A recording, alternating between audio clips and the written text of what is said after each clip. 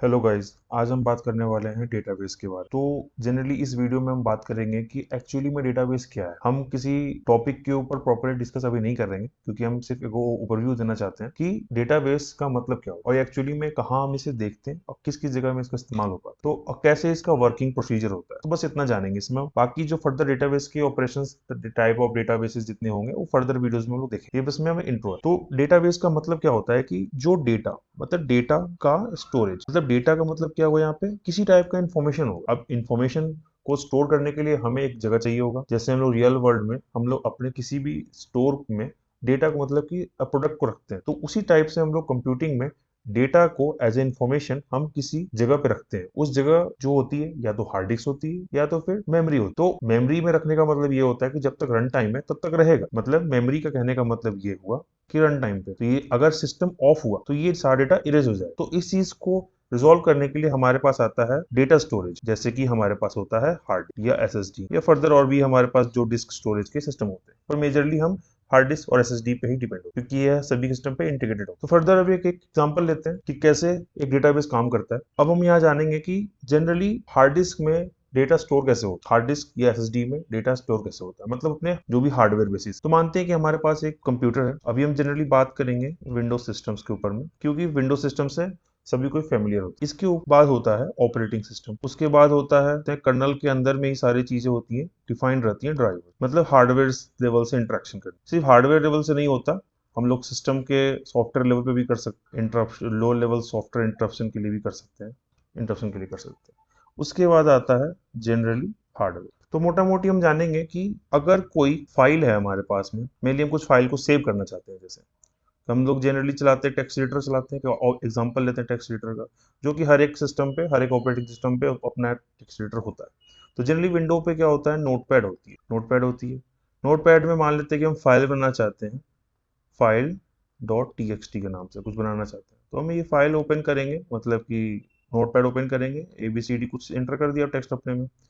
तो अगर हम इसे, ये अभी कहाँ चल रहा है, ये अभी है रैम में, मतलब मेमोरी में चल रहा है। अगर सिस्टम हमारा बंद हो, सिस्टम अगर ऑफ हो गया तो क्या होगा, ये सारा डाटा इरेज हो जाएगा। क्यों? क्योंकि जो हमारा जो मेमोरी स्टोरेज होता है, रन टाइम होता है, जब तक इसमें कंसिस्टेंट एनर्जी जा रही है, मतलब इलेक्ट्रिसिटी जा रही है, तब तक ये वर्क में रहेगा। अदरवाइज ये सारा डेटा इरेज कर देगा। तो इसके बाद ये मेमोरी ऑपरेशन भी बहुत जरूरी है कि हम रन टाइम पे कुछ हमें देखना है। उसके बाद जो डेटा सेविंग होती है वो हमारा हार्ड डिस्क पे, हार्डवेयर में भी कहाँ हम सेक्शन पे चले जा रहे हैं अभी हम, हार्ड डिस्क लेवल पे या एसएसडी लेवल पे, इसके अंदर हमें डेटा राइट करना है। तो इस चीज को करने के लिए फर्दर हम देखते हैं कि अब ये कैसे ऑपरेशन परफॉर्म होती है। तो जनरली हमारे पास क्या होता है कि हार्ड डिस्क है, ये हमारा एप्लीकेशन है।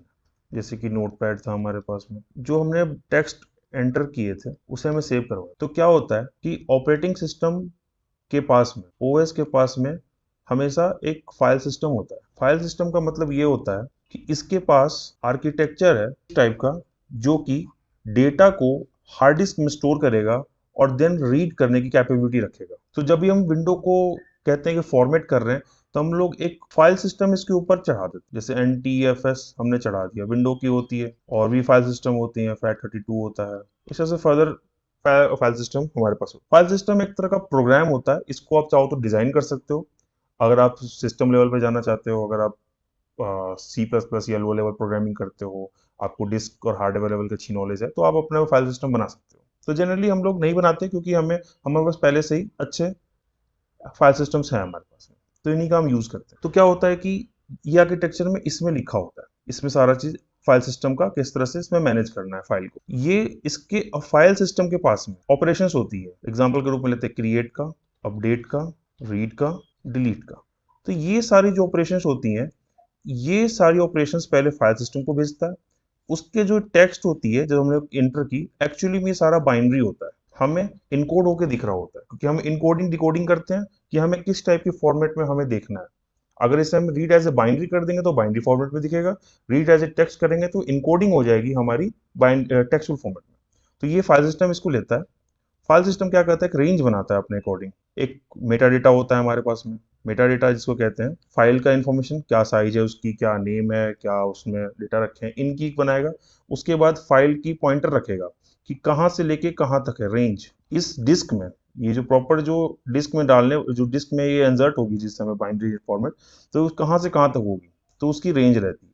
तो ये पूरा बना करके फिर इन हार्ड डिस्क के सेक्टर में जाके डाल देता है। फिर ये फाइल सिस्टम क्या करता है कि अगर मुझे कुछ रीड करना है तो फिर वापस से इस फाइल में क्या कौन सी फाइल की रीड करनी है, तो जो मैंने फाइल की नेम दी जैसे file dot T x T जो मैंने सेव की इसको रीड करनी है तो वो हो जाएगा। उसके पास मेटा डेटा इन्फॉर्मेशन है हमारे पास में, हमने मेटा डेटा इन्फॉर्मेशन को फेच किया।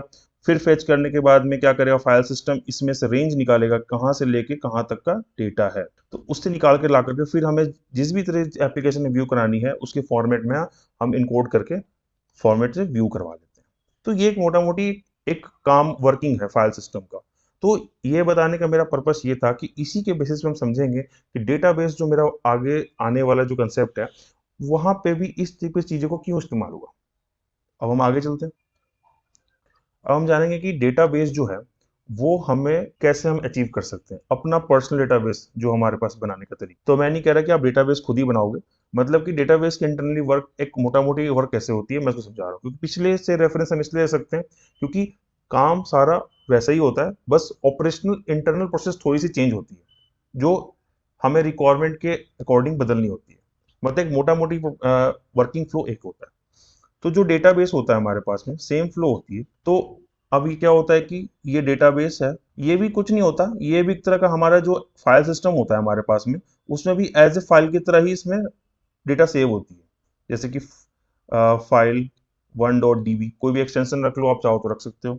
जब अगर आप डेटाबेस अगर अपना बनाना चाहते हो खुद का तो उस चीज में होता है। तो जनरली हर डेटाबेस जो हमारा सॉफ्टवेयर होती है हमारे पास में, एसक्यूएल हो गए, आरडीबीएमएस हो गई, कसांड्रा हो गई, तो ये सब चीजें क्या होती हैं कि अपने हिसाब से फाइल का स्ट्रक्चर बना के डेटा में सेव। तो अब हम क्या कह रहे हैं कि इसको समझ रहे हैं कि किस तरह से काम होता है। तो इससे पहले एक एग्जांपल लेते हैं कि क्यों हमें डेटाबेस की जरूरत पड़ी इस तरह की, जब हमारे पास फाइल सिस्टम था ही पहले। अब ये होता है कि हमारे पास तो फाइल सिस्टम तो है जो डेटा स्टोर कर रही है हार्ड डिस्क में, तब हमें क्यों जरूरत पड़ी कि हम डेटाबेस का अलग से सॉफ्टवेयर बनाएं, अलग से एक सॉफ्टवेयर, अलग से एक सारा मैकेनिज्म, अलग से सारा का सारा आर्किटेक्चर क्यों बना। असल में बात यह है कि जो फाइल सिस्टम है, जो एक फाइल सिस्टम है, अब हम यहाँ समझेंगे कि डेटाबेस हमें क्यों जरूरत पड़ी, इनकी आर्किटेक्चर की क्या जरूरत पड़ी, एक हमें अलग सा ही डेटाबेस का पूरा फ्लो मैकेनिज्म बनाने की क्या जरूरत। असल में होता क्या है कि जो फाइल सिस्टम होती है, जो सिस्टम में हम लोग यूज करते हैं, वो सिर्फ डेटा को स्टोर कर सकता है, डेटा ओनली स्टोर हो सकता है। बट इन अगर हम रियल वर्ल्ड में देखें, आप एग्जांपल लो, जैसे कि आप कहीं पे